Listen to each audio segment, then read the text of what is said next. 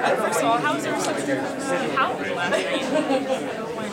You know, a reception of an audience at a film festival can be very different than a reception by an audience in the real world. I thought it was very respectable and warm, but certainly couldn't really get an idea of how it's going to fare when it's out in the real world. Right. It seemed very respectable and warm.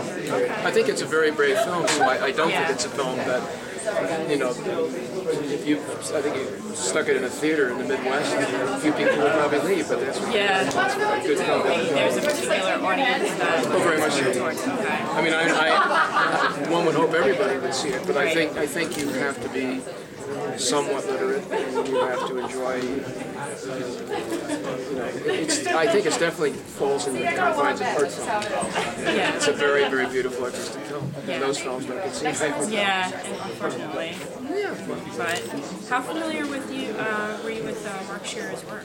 Not at all. I had no idea. Really? I mean, I was familiar. I'm not a great poetry reader. I was familiar with the beat poets, Kerouac and all the stories, the trips and the roads, on the road, Dharma Bums. But I was very aware of who Allen Ginsberg was, but I didn't really know Ginsberg's poetry at all. So I read the poems. How did you prepare for the role? Was it difficult? It's all based on, One of the hard things was half the words I say, I don't know what they meant. I mean, he's so much smarter than I am. He had a vocabulary that was the vocabulary of a doctorate, a professor who's got his doctorate in English literature. And so, I use kitchen language compared to him.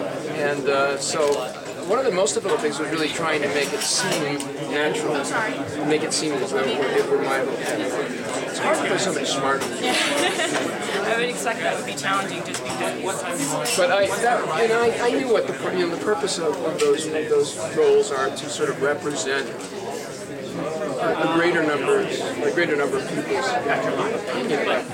One saying it's pornographic, sort of in the middle, and then I'm the one who says, basically speak to the fact that you can't make poetry something other than it is, which is poetry. Right.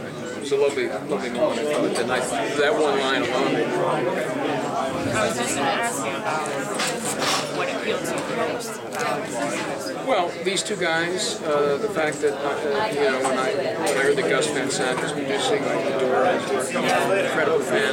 Then I became a fan of these two guys, of Rob and Jeff, and I am an extraordinarily big fan of James Earl Jones. And David Strathairn gave one of the great performances in American film 2 years ago, and John Hamm was exquisite on his show, and those three names, and I said, I'm in.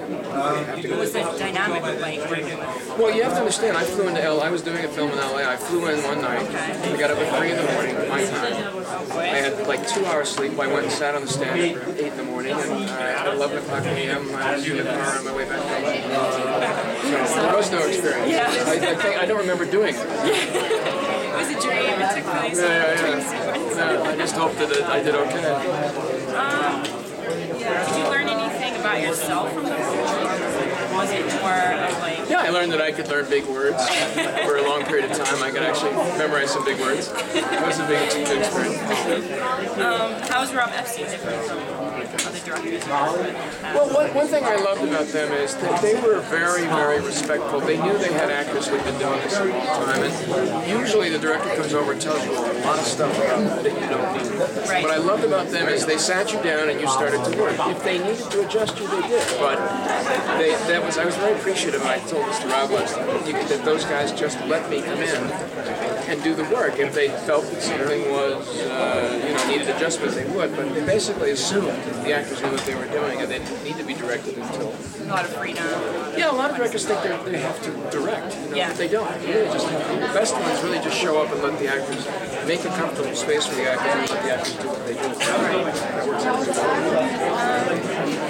So you've been in a lot of TV movies the last couple of years. How is it back on the big screen? Delicious. Yeah, I can imagine, especially Sundance and Yeah, I mean, well, I was just talking about is I think a lot of television movies come here, and I'm very grateful for the money that they've given me to keep my house. Right.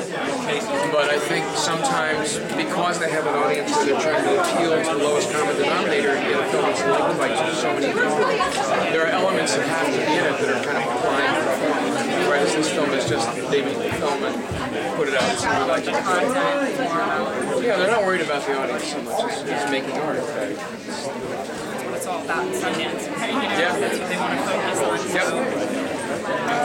In the film, The Phantom, you play a villain.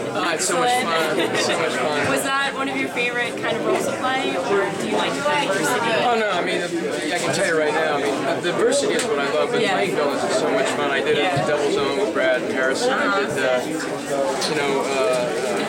The Phantom, I had a blast. You know, I should have taken away my Screen Actors Guild card. It was so over the top, and then I didn't think things to do with that. I had a wonderful time playing a second. You can see it coming through. It looks fun. It's joyous. Yeah, I mean, I love playing characters that are really kind of bigger than life and unpredictable. Yeah. And I can show up the scenery, which I can't do today. This is me being really held back in this one. The reserved Treat Williams. Exactly. If someone could label your performance using one word, what would you like it to be? Intelligence. Why?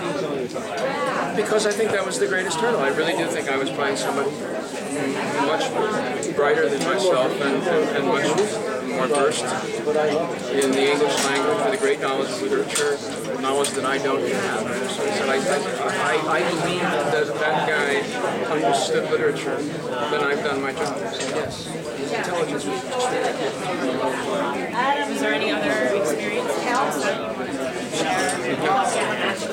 Nothing fun? No fun? No, I was terrified. You kidding me? I had all these words to say. Yeah. Just gotta focus on that. Yeah, it wasn't fun. No.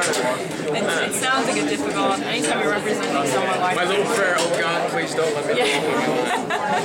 I was happy just to get through it. It was a pleasure meeting you. Thank you so much.